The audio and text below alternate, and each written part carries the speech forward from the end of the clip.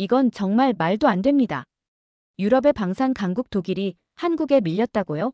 세계 최고를 자부하던 독일의 전차와 자주포를 제치고 폴란드가 한국의 K2 전차와 K9 자주포를 선택했습니다. 그것도 수십 년 동안 독일이 장악해온 유럽 시장에서 말입니다. 믿기지 않는 이 사건은 단순한 선택이 아니었습니다.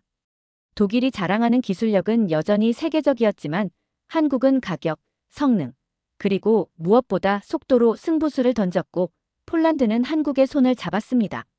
전통의 제조업 강국 독일이 도대체 어떻게 이런 상황에 놓인 걸까요?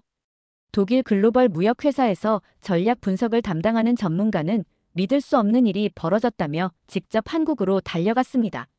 하지만 그가 알게 된 한국의 진짜 모습은 그의 모든 상식을 뒤집어버렸다고 합니다.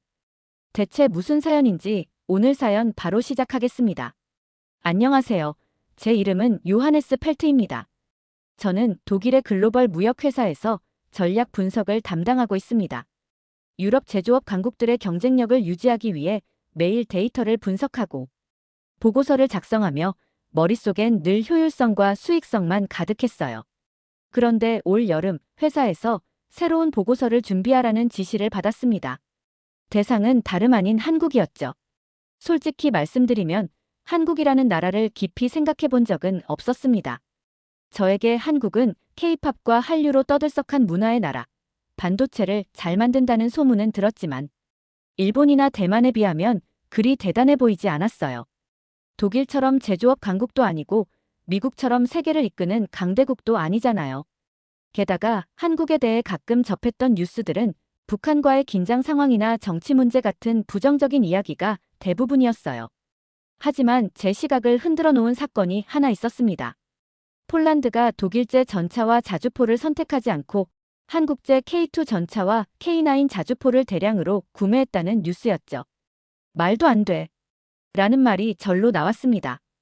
독일은 수십 년간 유럽 방위산업의 중심이었고 기술력에서는 세계 최고라 자부했거든요. 그런데 그 독일을 제치고 한국이 유럽 방산 시장에 진출했다고요? 믿을 수가 없었어요. 회의실에서는 갑론을박이 벌어졌습니다. 몇몇 동료들은 폴란드가 값싼 대안을 선택했을 뿐이라며 애써 무시하려 했지만 저는 직감적으로 뭔가 심상치 않다고 느꼈습니다. 그래서 K2 전차와 K9 자주포에 대해 자료를 찾아봤어요. 결과는 충격적이었습니다. 가격은 독일 제품보다 합리적이면서도 성능은 뒤지지 않았고 무엇보다 납기 속도가 독일과는 비교도 안 될 정도로 빨랐습니다. 폴란드가 한국과 계약을 체결한 지 몇 달 만에 첫 장비를 받았다는 사실에 저도 모르게 탄식이 나왔습니다. 그날 밤 잠을 이루지 못했습니다. 한국에 대해 알아볼수록 제 머릿속은 혼란스러웠어요. 이 조그마한 나라가 어떻게 이런 성과를 낸 거지? 라는 질문이 꼬리에 꼬리를 물었습니다. 제가 무시했던 한국이라는 나라가 어쩌면 유럽의 강대국들에게 위협이 될지도 모른다는 생각이 들었어요. 그리고 제 안에 오만함을 들킨 기분도 들었습니다. 독일이 세계 최고라는 자부심이 살짝 금이 간 느낌이었죠. 그렇게 며칠을 고민하다가 저는 스스로에게 결론을 내렸습니다.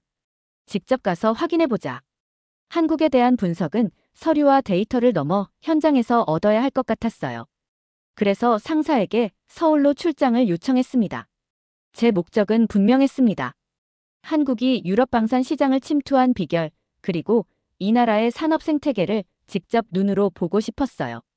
비행기에서 내리자마자 저는 약간의 문화 충격을 받았습니다. 서울 인천공항은 마치 미래 도시 같았어요. 공항 내 곳곳에 안내 로봇이 돌아다니며 승객들에게 길을 알려주고 세련된 전광판과 깔끔한 구조는 무언가 독일과 비슷하면서도 다른 세련됨을 느끼게 했습니다. 그러나 공항에서 받은 인상은 아직 한국이라는 나라에 대한 제 고정관념을 깨기에는 부족했습니다. 여기서 만난다고 했는데 저는 공항 입국장에서 담당자가 오기를 기다리고 있었습니다. 이번 출장에서는 한국의 산업 환경을 탐방하는 일정 외에도 한 현지 무역 전문가와 미팅이 예정되어 있었거든요. 그가 제 출장의 전반적인 일정을 조율해준다고 들었습니다. 드디어 저를 기다리고 있던 사람이 나타났습니다. 중년의 한국 남성이었는데 그의 첫 마디는 독일어였습니다. 요하네스 씨, 환영합니다.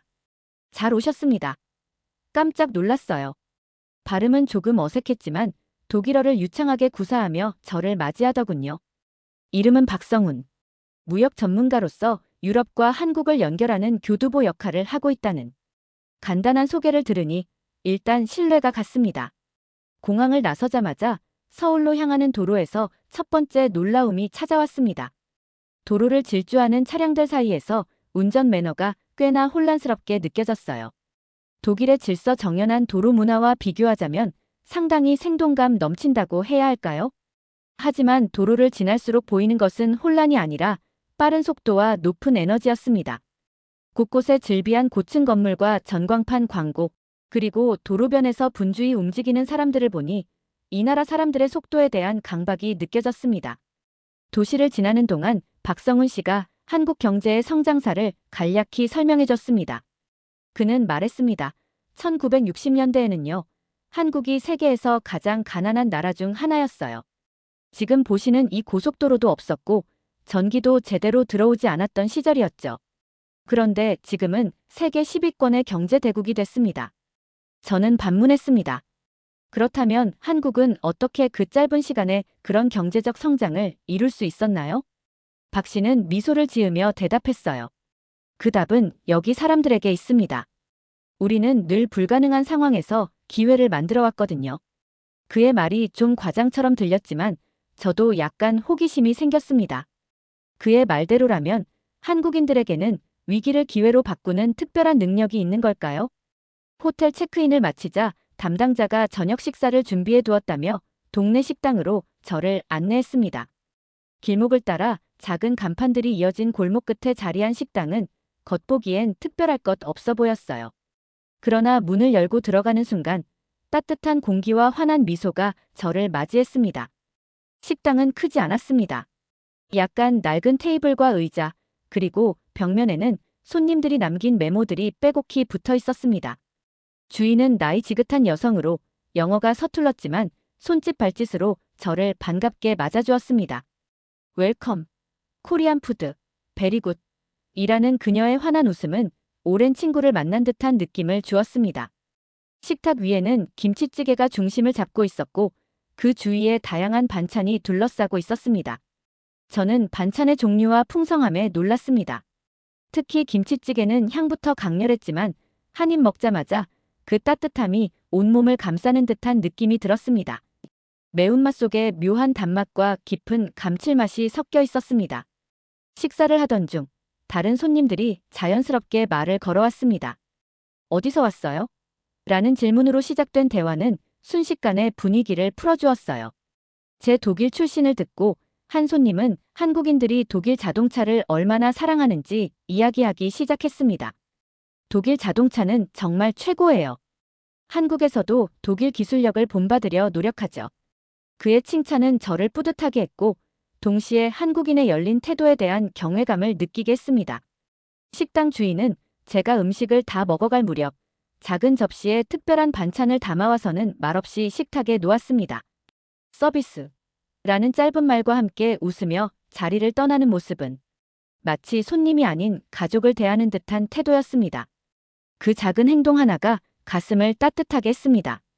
호텔로 돌아가는 길, 창밖으로 비치는 서울의 조명들이 제 마음을 흔들어 놓았습니다. 한국은 생각보다 훨씬 따뜻한 곳이다. 그날 밤 침대에 누워 저는 낯선 나라에서의 첫날을 곱씹으며 기대감으로 가득 찬 미소를 지었습니다. 다음 날 본격적인 일정이 시작됐습니다. 이번 방문은 한국의 방위산업 현장을 살펴보는 자리였어요. 예상보다 규모가 큰 시설과 조직적인 작업 환경이 먼저 눈길을 사로잡았습니다. 방산 전문가와의 만남은 제가 한국에 대해 가지고 있던 고정관념을 깨는데 결정적이었습니다. 첫 만남은 폴란드에서 온 방산 관계자들과 함께한 간담회였습니다. 이들은 한국 방산 장비의 품질과 생산 속도에 대해 이야기하면서 깊은 인상을 받았다고 했습니다. 솔직히 말하면 독일과 비교했을 때 가격도 합리적이고 납품 속도도 믿을 수 없을 정도로 빨라요. 그들의 이야기에 약간 당황했습니다. 독일은 전통적으로 유럽 방산 시장의 중심이었고 저는 우리 기술력이 절대적이라 믿어왔으니까요. 그러나 그날 들은 이야기는 다른 현실을 보여줬습니다. 폴란드 관계자들은 최근 한국산 전차와 자주포를 대규모로 도입한 경험을 설명했습니다. 우리는 몇 년을 기다릴 여유가 없습니다. 그런데 한국은 주문을 하면 몇 달 만에 납품합니다. 품질도 상당히 우수하고요. 그 말에 마음 한구석이 찔리는 듯 했습니다. 독일이 기술력에서는 여전히 강점을 가지지만 생산 속도와 납품 효율성에서는 확실히 뒤처진다는 점이 드러난 순간이었어요. 특히 놀라웠던 점은 생산 공정의 최적화였습니다. 한국은 첨단 기술을 활용해 방산 장비를 거의 기계처럼 정밀하고 빠르게 생산하고 있었습니다.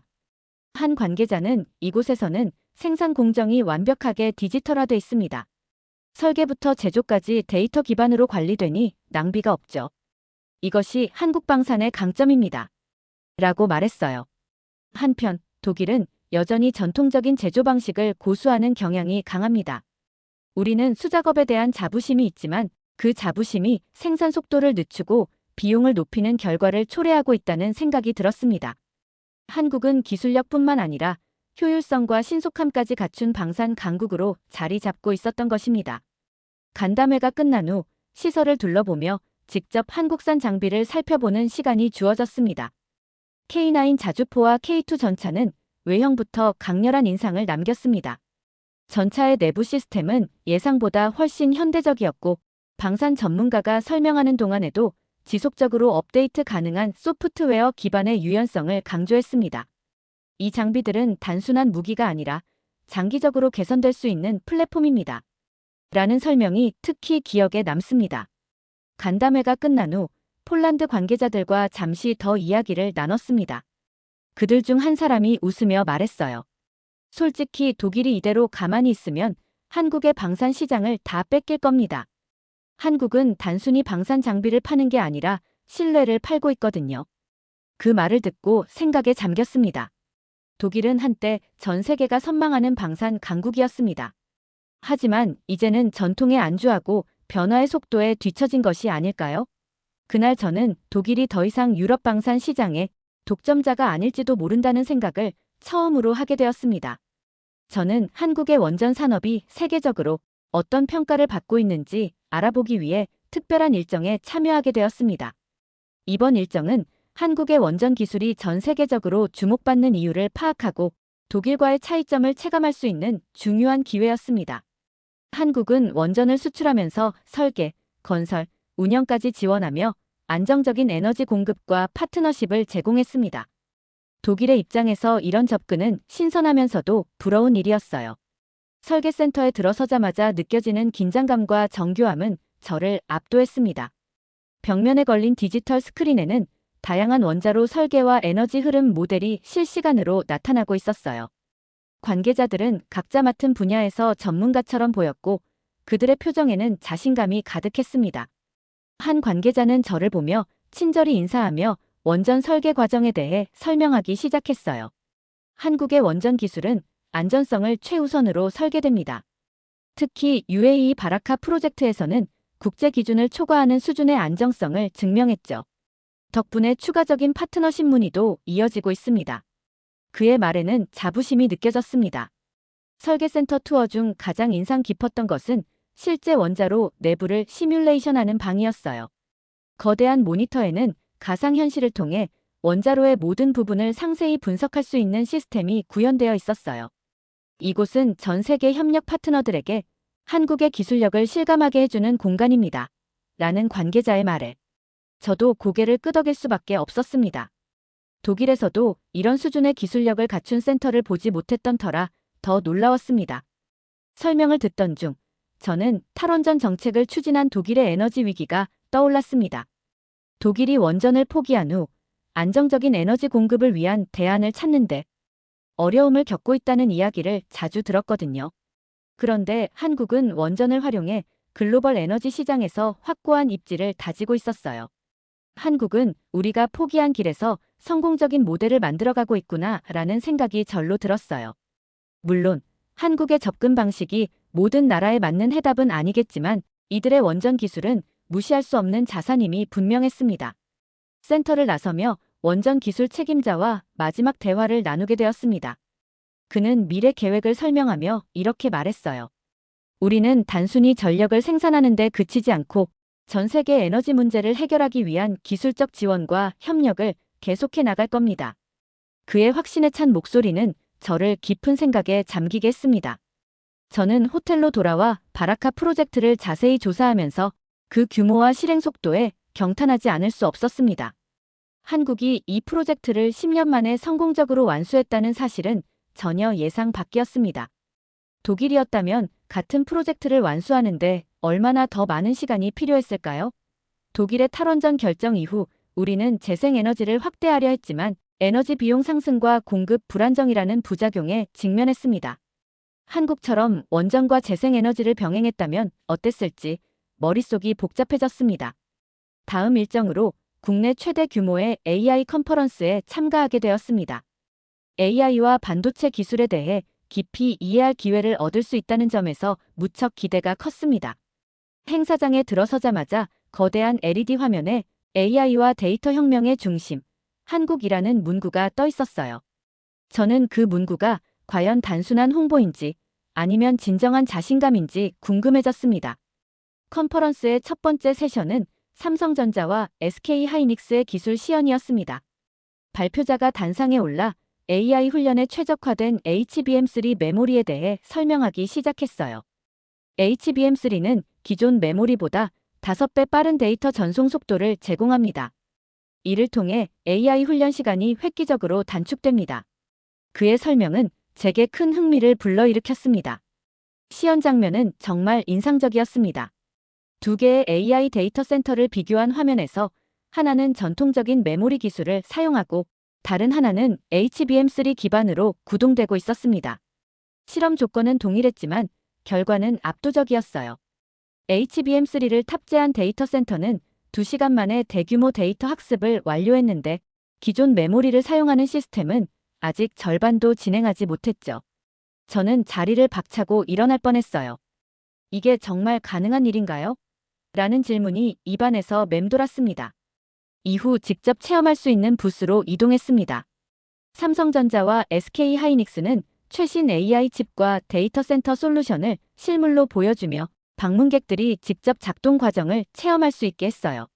저는 AI 모델을 학습시키는 시뮬레이션을 실행하며 데이터 처리 속도가 얼마나 중요한지 실감할 수 있었습니다. 컨퍼런스의 마지막 세션에서는 패널 토론이 이어졌습니다.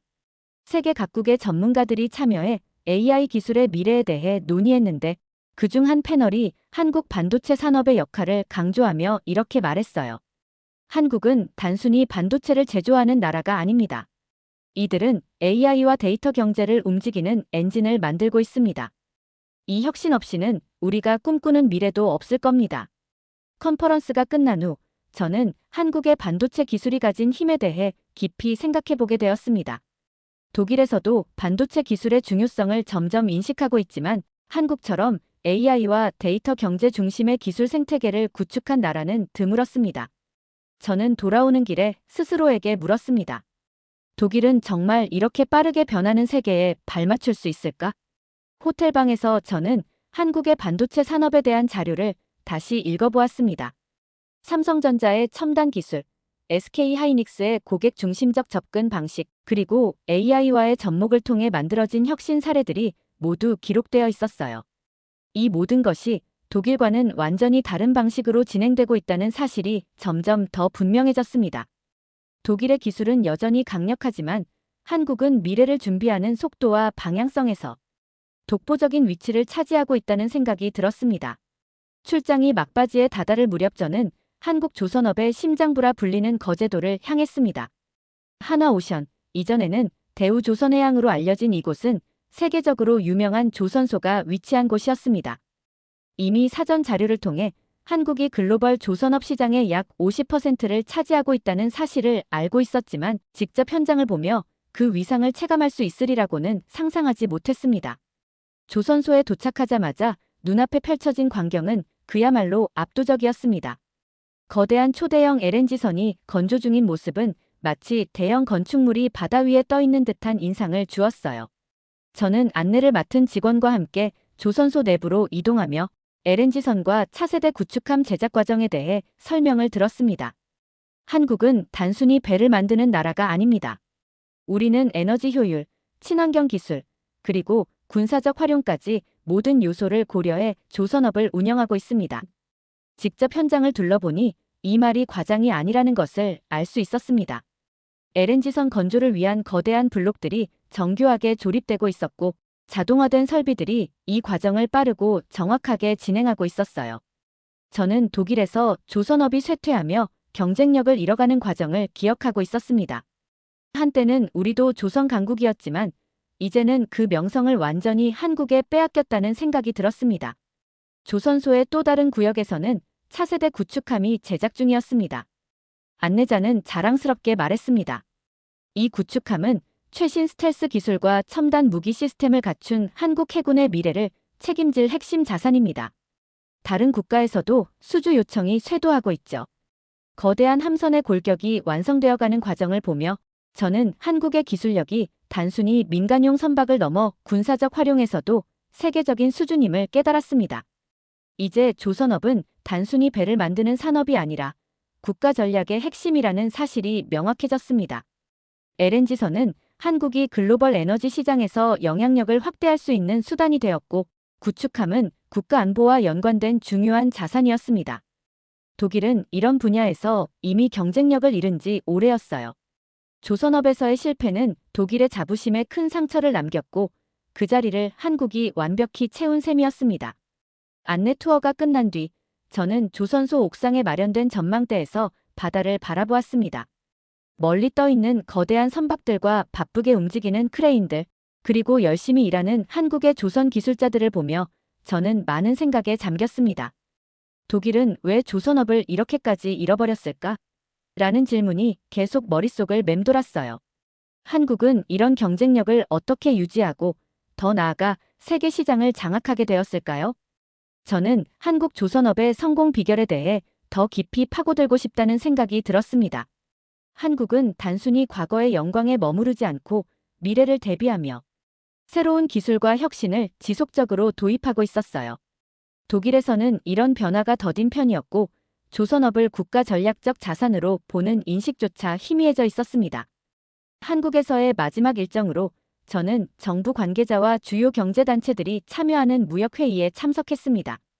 회의의 시작은 한국이 지난 수십 년간 맺어온 FTA 자유무역협정 네트워크의 성과를 요약하는 발표로 이루어졌습니다. 스크린에는 한국이 체결한 FTA 지도가 떠오르고 미국, 유럽연합, 동남아시아, 남미 등 전 세계 주요 경제권이 빠짐없이 연결되어 있었습니다. 한국이 세계 GDP의 약 85%를 차지하는 시장과 FTA를 맺고 있다는 사실은 놀랍지 않을 수 없었어요. 발표자는 간결한 설명으로 한국의 FTA 전략이 어떻게 경제 성장을 이끌었는지 강조했습니다. 한국은 제조업 강국인 동시에 무역 중심 국가입니다.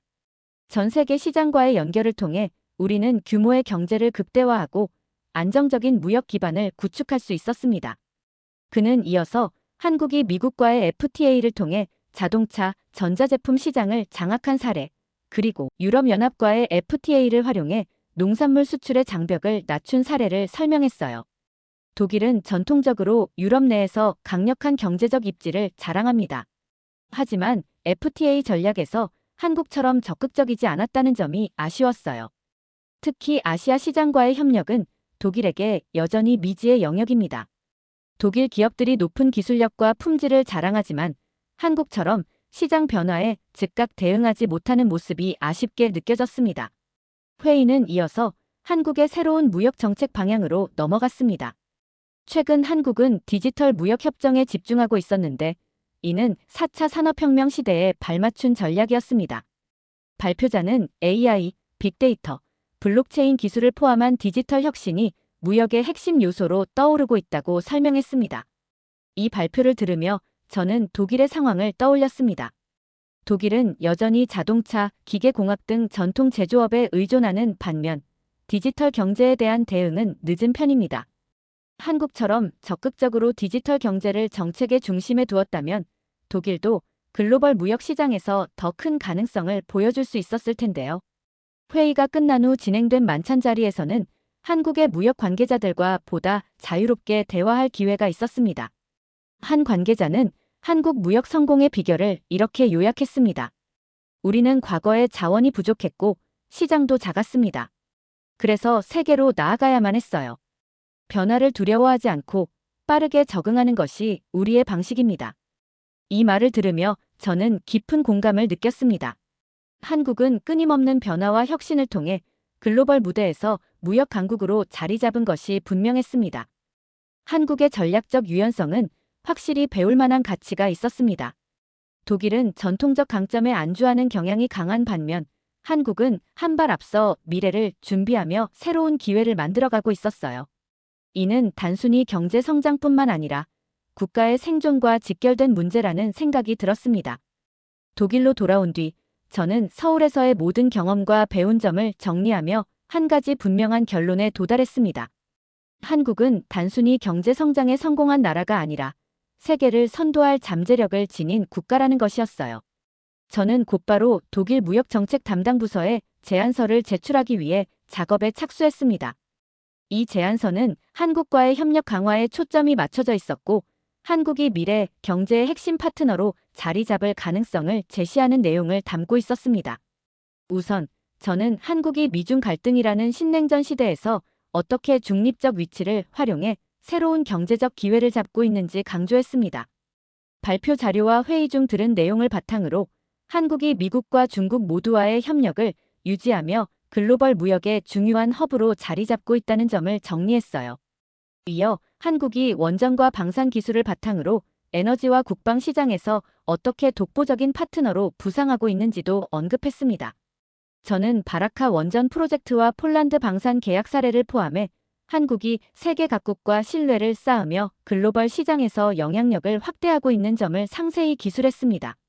독일은 탈원전 이후 에너지 정책에서 혼란을 겪고 있으며 방산 기술에서도 생산 속도와 품질 면에서 한국에 뒤처지고 있음을 비교하며 강조했어요. 가장 큰 설득 포인트는 글로벌 공급망의 변화였습니다. 반도체, 조선업, AI 기술 등에서 한국은 이미 중요한 역할을 맡고 있었고 앞으로 그 역할은 더욱 확대될 가능성이 높았습니다. 특히 한국은 첨단 기술과 효율성을 기반으로 빠르게 변화하는 글로벌 시장에 발맞춰 나가고 있었어요. 이에 반해 독일과 유럽은 변화에 느리게 반응하고 있는 것이 사실입니다. 저는 이 점을 솔직히 지적하며 독일이 한국의 기술력과 유연성을 활용할 수 있는 협력 방안을 모색해야 한다고 제안했습니다. 한국은 작은 나라가 아닙니다. 이 문장은 제안서의 시작과 끝을 장식했습니다. 기술, 산업, 문화 모든 면에서 한국은 이제 단순히 따라가는 국가가 아니라 세계를 선도하며 새로운 질서를 만들어가는 나라입니다. 저는 한국의 경제 전략과 기술 혁신이 독일과 유럽에 큰 교훈을 주고 있다고 강조했어요. 제안서 작성이 끝난 뒤 저는 잠시 멈추어 서울에서의 기억들을 떠올렸습니다. 바라카 원전의 웅장함, 조선소에서의 기술력, AI 컨퍼런스에서 본 최첨단 기술들, 그리고 무엇보다도 김치찌개의 따뜻한 맛까지. 한국은 제게 단순히 경제적 성공을 보여준 국가가 아니라 인간적인 따뜻함과 함께 미래를 향해 나아가는 힘을 느끼게 한 나라였습니다.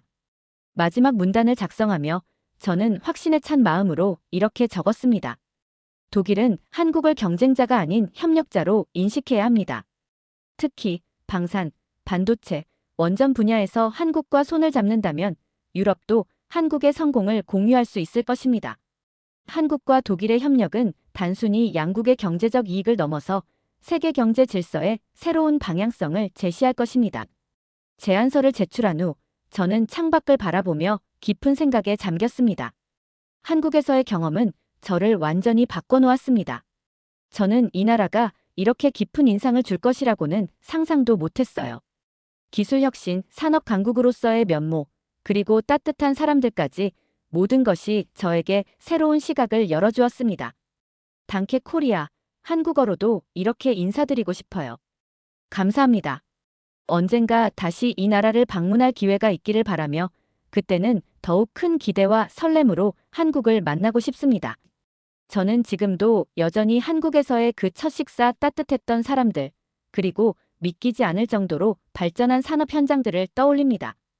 그것들은 저의 기억 속에 오래도록 남아 앞으로도 제가 어떤 결정을 내릴 때 기준점이 되어줄 것 같습니다. 두 번째 사연 시작합니다. 여기 한국의 군사력을 직접 눈으로 확인한 미국의 군사 전문가가 있습니다. 그는 한국은 스스로 강력한 국가로 성장했고 이들은 더 이상 미국에게 의존적인 파트너가 아닌 자주 국방을 실현한 독립적인 강대국으로서 세계 무대에서 자신의 자리를 찾아가고 있다고 말하는데요. 대체 무슨 사연일지 오늘 사연 바로 시작하겠습니다. 안녕하세요. 저는 테디우스라고 합니다. 32살의 미국 방산업체 군사기술 분석가로 일하고 있어요. 펜실베이니아 주립대학에서 기계공학을 전공했고 졸업 후 2년간 국방부에서 인턴으로 일하다가 현재 회사에 입사했습니다. 5년째 근무 중인데 주로 미사일 방어 시스템과 전투기 성능 분석을 담당하고 있어요. 이번에 처음으로 한국 출장을 가게 되었습니다. 솔직히 말씀드리면 한국의 방산 수준이나 군사력에 큰 기대는 없었어요. 그저 미군이 주둔한 동맹국이라는 점, 그리고 북한과 대치 상태에 있다는 정도만 알고 있었습니다. 사실 아시아 국가들의 군사력에 대해 깊이 있게 공부해 본 적이 없었고 대부분의 아시아 국가들이 미국의 기술력에 의존하고 있다고 막연히 생각했어요. 출장 준비를 하면서도 큰 관심을 두지 않았습니다.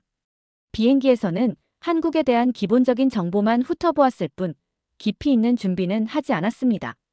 그런데 한국에 도착해보니 제 예상과는 많이 달랐어요. 거리는 평화롭고 활기찼습니다. 인천국제공항에서 서울로 향하는 길에 보이는 풍경은 제가 상상했던 것과는 달리 현대적이고 세련된 모습이었어요.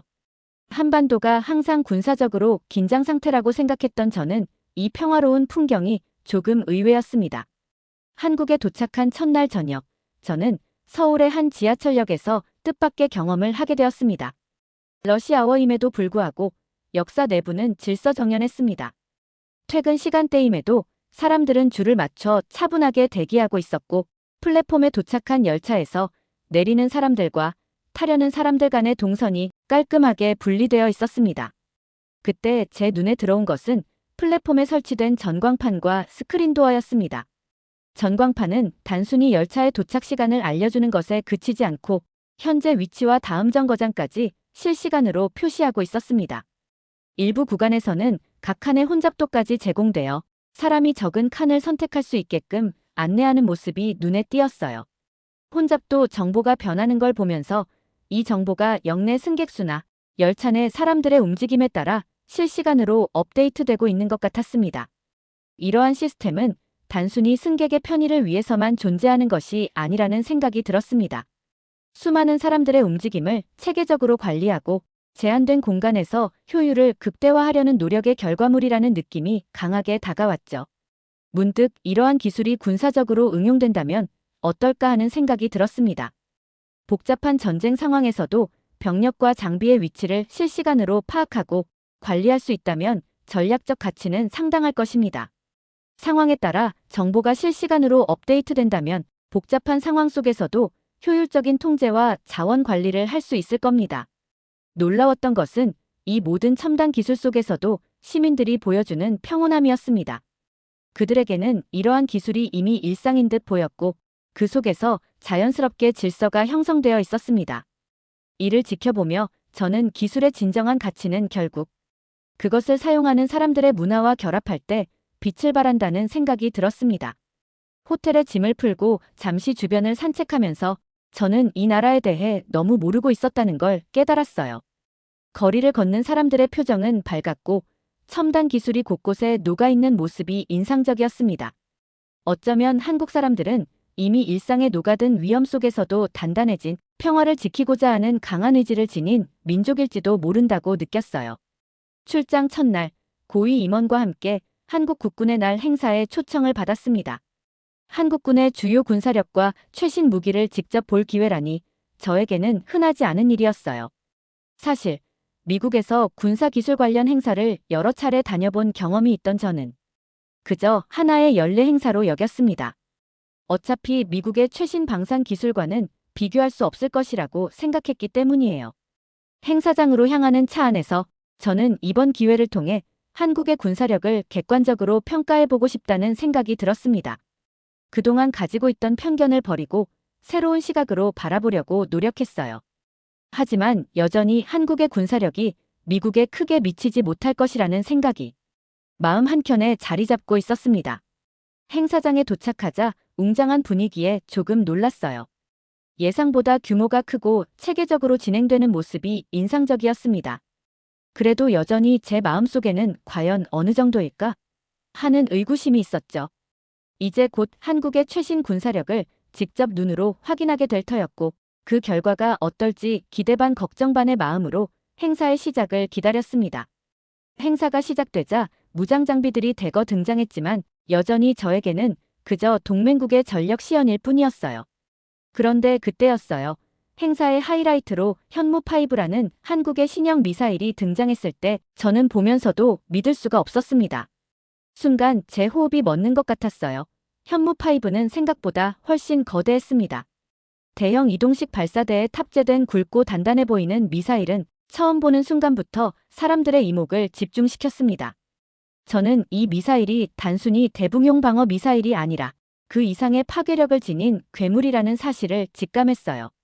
옆에서 현무5를 바라보는 다른 참석자들의 표정에서도 놀라움과 경외심이 역력했습니다.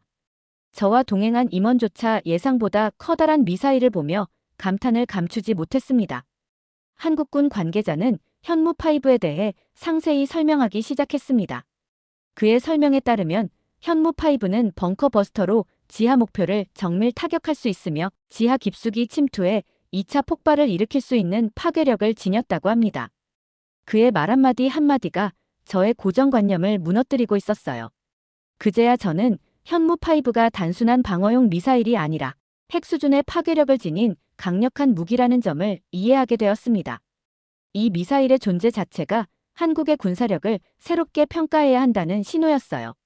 제 머릿속은 이내 복잡해졌습니다. 지금까지 쌓아온 제 지식과 경험이 한순간에 흔들리는 것 같았어요.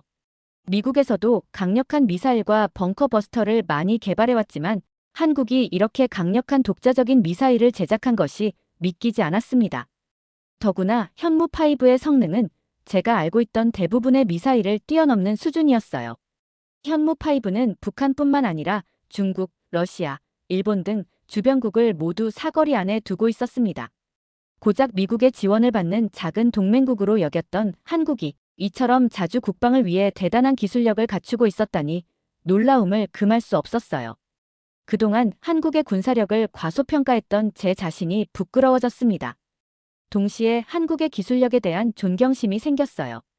평소 미국의 군사 기술력에 대한 자부심이 강했던 저는 한국이 독자적인 기술로 이런 무기를 만들 수 있으리라고는 상상조차 하지 못했습니다. 그동안 제가 얼마나 편협한 시각으로 세계를 바라보고 있었는지 깨닫게 되었습니다. 한국의 방산 기술이 이 정도라면 그들은 더 이상 미국의 보호받는 동맹국이 아니라 스스로 자국의 안보를 책임질 수 있는 강력한 국가였습니다. 행사가 끝난 후 숙소로 돌아오는 길 내내 저는 여러 가지 생각을 했습니다. 한국이 보여준 그 군사적 위험, 그 위험 속에 담긴 평화에 대한 의지가 제 마음을 깊이 흔들었어요. 지금까지 저는 한국을 평범한 동맹국 정도로만 여겼지만 이제는 한국의 진정한 힘과 그들이 평화를 지키기 위해 선택한 길이 얼마나 대단한지 새삼스럽게 깨닫게 되었습니다. 그리고 앞으로 한국과의 협력 관계를 어떻게 발전시켜 나가야 할지, 그리고 이런 강력한 동맹국과 함께 어떻게 세계 평화에 기여할 수 있을지에 대한 생각이 제 머릿속을 가득 채웠습니다. 그날 밤 잠에 들기 전 호텔 침대에 누워 천장을 바라보며 오늘 본 모든 것들을 되새겨보았어요. 한국은 평화를 위해 강해져야 한다는 현실을 받아들이고 그 목표를 위해 계속 나아가고 있었어요. 이는 단순히 군사력을 키우는 것이 아니라 자국의 안보와 세계 평화에 기여하고자 하는 의지의 표현이었습니다. 이전에는 미국의 기술력만을 자부했던 제가 이제는 다른 나라의 발전 가능성에 대해 눈을 뜨게 된 것 같았습니다. 다음 날 아침, 저는 일찍 일어나 현무5에 대한 외신 반응을 찾아보기 시작했습니다. 놀랍게도 전 세계 언론이 한국의 미사일에 주목하고 있었어요. 이 뉴스가 얼마나 큰 파장을 일으키고 있는지 실감할 수 있었습니다. 불가리아의 한 군사 전문 매체는 북한의 악몽이 될 한국의 괴물 미사일이라는 제목으로 기사를 실었어요. 이 기사는 현무5의 파괴력과 정확도에 대해 상세히 다루며 이 미사일이 한반도의 군사 균형을 완전히 바꿀 수 있다고 평가했습니다. AP통신은 한국, 북한 지하 벙커 타격 가능한 최강의 미사일을 공개하다라고 보도했어요. 이 보도는 현무5의 벙커 버스터 능력에 초점을 맞추며 이것이 북한의 지하 군사 시설에 대한 위협이 될 수 있다고 분석했습니다. 심지어 미국의 유력 매체인 US 뉴스 애널드 리포트는 한국이 세계에서 가장 강력한 미사일을 공개라는 문구로 기사를 시작했어요. 이 기사는 현무5의 성능을 미국의 유사 무기와 비교하며 한국의 기술력이 세계 최고 수준에 도달했다고 평가했습니다. 이러한 반응들을 보며 저는 한국의 군사력이 이제 세계적으로 인정받고 있다는 사실을 실감했어요. 제가 현장에서 느꼈던 감동과 놀라움이 전 세계에 고스란히 전달된 듯 했습니다.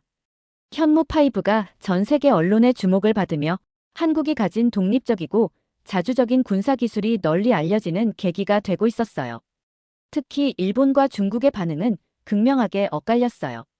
저는 현무5가 일본의 주요 뉴스 채널에서도 메인 뉴스로 다뤄졌다는 사실을 접하고 조금 놀랐습니다. 일본 군사 전문가들은 현무5의 크기와 사거리를 분석하며 이 미사일이 단순히 방어용 미사일이 아닌 전략적 위력을 가진 무기라며 평가했어요. 마치 러시아의 이스칸데르 미사일을 초대형화한 듯한 디자인이라는 의견도 있었고, 심지어 괴물 미사일이라는 별칭을 그대로 받아들이는 분위기였습니다. 그러나 제가 더 흥미로웠던 것은 일본 내에서 한국의 무기 개발에 대한 불안감이 섞인 반응이었어요. 한국이 자국을 지킬 정도의 강력한 군사력을 갖추는 것에 대해 일본이 경계심을 갖는 것은 어쩌면 당연한 일이었습니다. 일본은 전통적으로 한국과 복잡한 관계를 유지해왔고 평소에도 방위 및 안보 관련 사안에서는 한국과 긴장 상태를 유지해왔어요. 일본의 한 군사 채널에서는 현무5의 크기와 형태가 대륙간 탄도미사일을 연상시킨다는 주장까지 하며 한국의 군사력 증강이 단지 북한을 겨냥한 것이 아닌 더 넓은 목표를 가진 것이라는 분석을 내놓기도 했어요. 현무5가 자국을 포함한 주변국을 사거리로 두고 있다는 점에서 일본은 분명 불안을 느끼고 있었습니다. 그 반응을 보며 저는 한국이 이제 단순히 방어를 넘어선 강력한 힘을 가진 나라로서 주변국에게 위협적 요소로 느껴질 수도 있겠다는 생각이 들었습니다. 반면 중국의 반응은 조금 달랐어요. 중국의 주요 언론과 군사 전문가들은 현무5의 사거리가 3,000km 정도라며 실제로는 중국 본토에 큰 영향을 미치지 않는다고 축소하는 모습을 보였습니다. 저는 이를 보고 고개를 갸웃거릴 수밖에 없었어요. 제가 직접 들었던 설명과 외신들의 반응을 종합해보면 현무5는 분명 그 이상의 파급력을 지니고 있었습니다. 중국이 이를 일부러 축소하려 한다는 느낌이 들었어요. 중국은 자국 내에서 한국의 군사 성장을 과장되지 않게 보도하면서도 국민들 사이에서 불안을 잠재우려는 의도로 보였습니다. 중국의 군사 관련 포럼이나 블로그에서도 한국에 대한 견제가 엿보였어요. 한 중국의 유명 군사 블로거는 한국은 괴물 미사일이라 자칭하지만 실제로는 북한에나 유효한 방어 무기일 뿐이다라는 말을 내세웠습니다. 심지어 중국 국영방송에서는 현무5의 사거리를 1,500km까지 축소하며 중국 본토와는 큰 연관이 없다고 주장하기도 했어요. 그러나 이들이 굳이 사거리를 축소해 언급하는 모습은 그들이 이 미사일을 얼마나 의식하고 있는지를 반증하는 것처럼 보였습니다. 사실 현무5의 사거리가 3,000km라고 해도 이는 충분히 베이징을 포함한 주요 도시를 사정권에 두는 거리였기에 중국의 이러한 태도는 오히려 경계를 내비치는 모습으로 느껴졌어요. 이런 반응을 지켜보며 저는 한국의 군사력이 단지 북한을 겨냥한 것이 아님을 확신하게 되었습니다. 한국의 현무5가 가진 의미는 그 이상이었어요. 주변국의 도발을 억제하고 한국의 자주국방 의지를 보여주는 강력한 상징이었습니다. 한국은 이 강력한 무기를 통해 자국의 위치를 명확히 하고 주변국에게도 더 이상 무시할 수 없는 존재임을 증명하고 있었어요. 이제 한국은 아시아에서 단순히 경제력으로 주목받는 나라가 아니라 군사력 면에서도 자신을 확고히 드러내고 있었습니다. 군사기술 분석가로서의 제 경험에서 보았을 때 무기의 파급력은 단순히 그 기술적 성능에만 있지 않습니다. 그 무기가 끼치는 영향력과 주변국의 반응, 그리고 그로 인해 형성되는 지역적 균형의 변화가 얼마나 중요한지를 새삼 깨달았어요. 한국이 현무5를 통해 스스로를 방어하는 한편 주변국들에게 자주 국방의 의지를 명확히 전달하고 있다는 점에서 저는 깊은 감동을 느꼈습니다. 이 모든 반응을 종합해보며 저는 한국의 군사기술 발전이 단순히 한국가의 성과를 넘어 세계 안보 지형을 바꿀 수 있는 중대한 사건임을 인식하게 되었습니다. 이제 한국은 군사기술 분야에서 세계를 선도하는 국가 중 하나로 자리매김하고 있었어요. 그전까지의 저는 미국 방산업체의 일원으로서 미국의 방산 기술이 세계 최고라는 자부심이 늘 있었고 다른 나라들이 독자적으로 군사력을 키우는 것은 언제나 미국의 지원 덕분이라는 생각을 의심하지 않았어요. 이러한 사고방식은 제가 지금까지 수행해온 모든 분석과 평가의 기반이 되어 왔습니다. 그러나 한국의 현무5를 본 이후로 저는 한국이 이 무기를 만들어낸 배경을 깊이 이해하고 싶어졌습니다. 그래서 더더욱 한국이 어떻게 현무5라는 무기를 독자적으로 개발할 수 있는지 찾아보았습니다. 여러 정보를 찾아보며 알게 된 사실은 한국이 현무5와 같은 강력한 무기를 독자적으로 개발할 수 있게 된 것은 한순간의 성과가 아니라는 점이었습니다. 오랜 시간 동안 한국은 미국의 군사적 보호를 받으며 미사일 기술 개발에 제한을 받아왔습니다. 미사일 개발 규제가 2021년에 풀리기 전까지 한국은 미사일 사거리와 탄두 중량에 제한을 받았습니다. 그 이상의 발전을 이루기 위해서는 늘 미국의 허가가 필요했어요. 이러한 제약 속에서도 한국은 꾸준히 자체 기술력을 향상시켜왔고 결국 이러한 노력이 현무5라는 결실로 이어진 것입니다. 하지만 그들이 이 규제를 벗어나기까지 얼마나 많은 노력과 투자를 해왔을지 상상할 수 있었습니다. 그 과정에서 겪었을 어려움과 좌절, 그리고 그것을 극복해낸 한국의 의지력에 대해 깊은 존경심이 생겼어요. 수년간 한국이 미국의 제한을 벗어나 자주적인 군사력을 갖추려는 의지를 가지고 오랜 시간에 걸쳐 조금씩 그 목표를 이뤄냈다는 것이었죠. 특히 이번 현무5의 공개는 그들의 자주 국방 의지를 명확히 드러내는 상징적 사건이었을 것입니다. 이는 단순한 기술적 성과를 넘어 한국가의 독립성과 자주권을 선언하는 중요한 순간이었다고 볼 수 있습니다. 한국은 이제 미국의 허락 없이 독자적인 무기 체계를 구축할 수 있는 나라가 되었고 그 결과물로서 세계 최강의 벙커버스터라는 타이틀을 얻었어요. 이는 국제 무대에서 한국의 위상을 한 단계 높이는 계기가 되었을 것입니다. 이번 출장에서 만난 한국의 방산 관계자들은 자신들이 오랜 시간에 걸쳐 쌓아온 기술력에 대해 매우 자부심을 가지고 있었습니다. 그들의 눈빛과 말투에서 느껴지는 자신감은 단순한 기술적 성취를 넘어선 무언가가 있었어요. 그들에게 현무5는 단순히 군사력의 과시가 아닌 국가의 자주성과 기술력의 결정체로 여겨지고 있었습니다. 예전 같았으면 한국의 미사일은 사거리와 탄두 중량이 제한되었을 것이지만 이제는 그 어떤 제한도 받지 않는 상태에서 그들이 최선을 다해 개발해낸 결과물이었습니다. 특히 핵무기가 없는 한국이 핵무기를 보유한 북한의 위협에 대응할 수 있는 최적의 무기라는 설명이 저에게 큰 인상을 남겼습니다. 이는 단순한 군사적 균형을 넘어 한국가의 생존 전략을 보여주는 것 같았어요. 한국이 핵무기 보유국에 둘러싸여 있다는 사실은 이들이 군사적으로도 독립적일 수밖에 없게 만드는 큰 동기였습니다. 여러 관계자들의 이야기를 들으며 그들의 지정학적 위치와 역사적 경험이 이런 결정을 불가피하게 만들었다는 점을 이해하게 되었어요. 미국의 입장에서 보면 한국이 자국의 보호 아래서도 자주 국방을 추구하며 독자적인 길을 걸어온 것이 조금은 의외로 느껴질지도 모르겠어요. 우리는 종종 동맹국들이 미국의 군사력에 의존하길 기대하곤 하니까요. 함께 온 고위 임원과의 저녁 식사 자리에서 그는 한국이 미국의 지원 없이도 군사력을 키우고 있다는 점에 대해 조금은 경계심을 드러냈습니다. 그의 반응은 전통적인 미국 중심의 사고방식을 반영하는 것 같았어요. 그러나 저는 다른 의견이었습니다. 한국이 독립적인 방산 기술을 갖추게 되었다는 사실은 오히려 미국에게도 이로운 일이 아닐까 하는 생각이 들었습니다.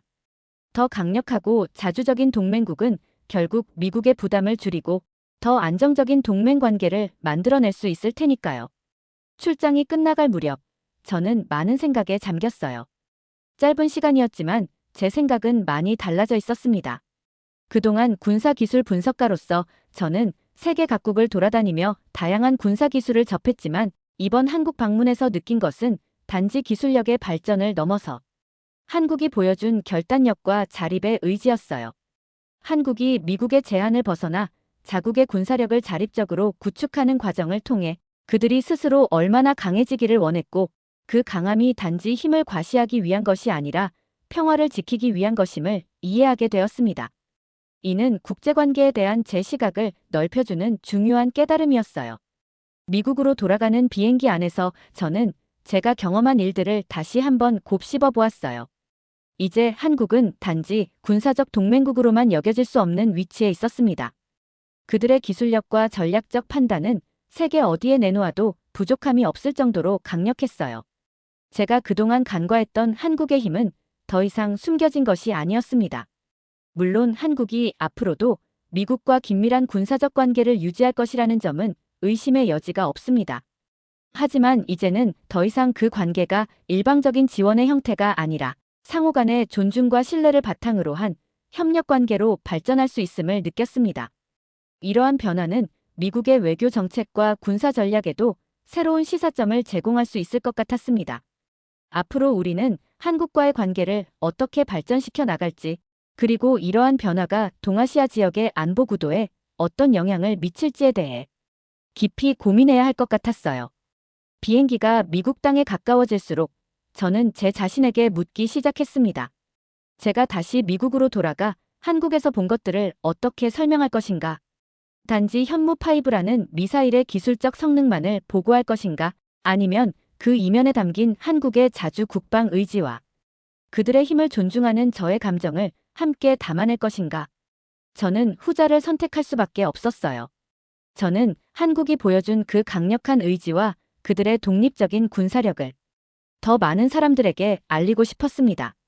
한국은 강한 나라였고 그들은 스스로의 힘으로 그 자리에 올랐습니다. 이 사실을 이제는 저뿐만 아니라 미국 방산업계 전반에 널리 알릴 필요가 있다고 생각합니다. 이번 출장에서 저는 단지 새로운 기술을 접한 것이 아니라 한 나라가 자주 국방을 위해 얼마나 치열하게 노력해왔는지를 몸소 느꼈습니다. 이제 저는 한국을 다른 시선으로 바라볼 것이고 그들의 군사력과 평화를 지키기 위한 결단을 진정으로 존중할 것입니다. 한국은 더 이상 저에게 단순한 동맹국이 아닙니다. 그들은 이제 제가 진심으로 존경하는 나라가 되었습니다. 오늘 사연이 재미있으셨다면 구독과 좋아요, 알림 설정까지 부탁드립니다. 더 재미있는 사연으로 돌아오겠습니다. 이상 감동탐험이었습니다.